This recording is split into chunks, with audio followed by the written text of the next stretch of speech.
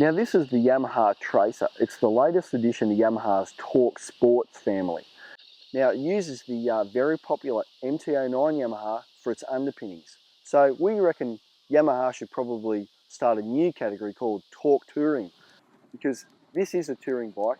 Yamaha is promoting it as a weekender escape machine, and it is that.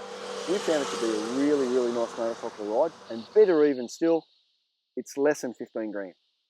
Now how does Yamaha go from the sporty, naked MT-09 and turn that bike into the Tracer?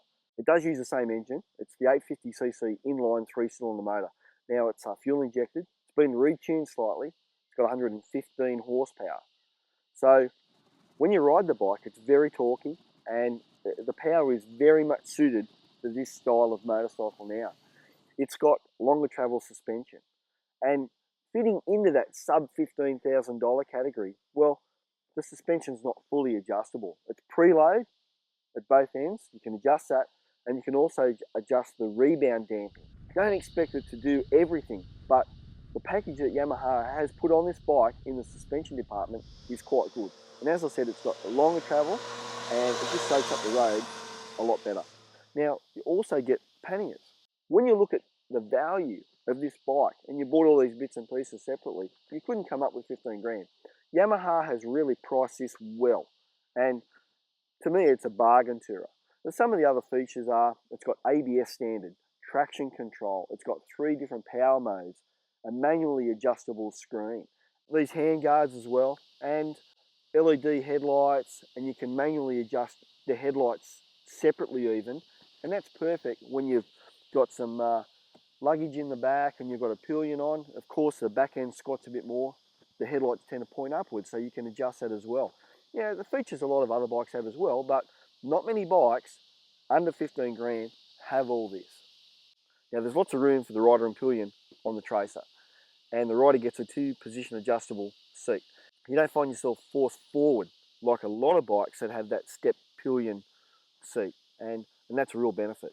Now, what that's also done is push the pillion back a bit, and this all depends on how much weight you've got on the back, of course, but it does tend to affect the rear shock in how that performs. Now, Yamaha set this bike up to be fairly plush, and it doesn't have a lot of adjustability, as I said, but overall it works quite well. But you will find that sometimes, once again, depending on the weight, it might affect it in rough conditions.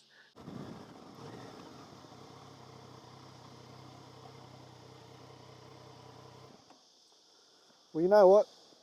I reckon Yamaha has built a cracking bike with the Tracer. It sort of reminds me of the FJ-09. You might as well say it's a modern FJ-09. It's a bike that can do a lot of things. Now, back in the day, a lot of guys in their 30s and 40s bought an FJ-09 because it could do everything pretty much. You know, weekends away like we're doing, long distance touring, and even some light sport riding as well. And sure, you know, it could be better at some things, but for $15,000, I'll tell you what, it's a lot of motorcycle.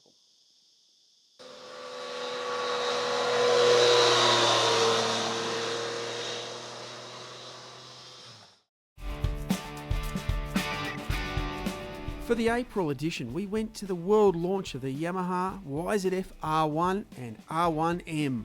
From one of the hottest sports bikes around, we then tested the Triumph Tiger 800 XCX, one of the most innovative and newest adventure bikes.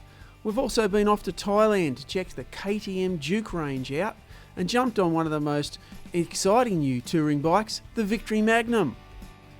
Also featuring in the April edition is Sultans of Slide. Then there's our regular columns, there's lots of news, there's books for sale, and lots more. Cycle Talk magazine is free at better bike shops right around Australia, or download your copy. More info, cycletalk.com.au.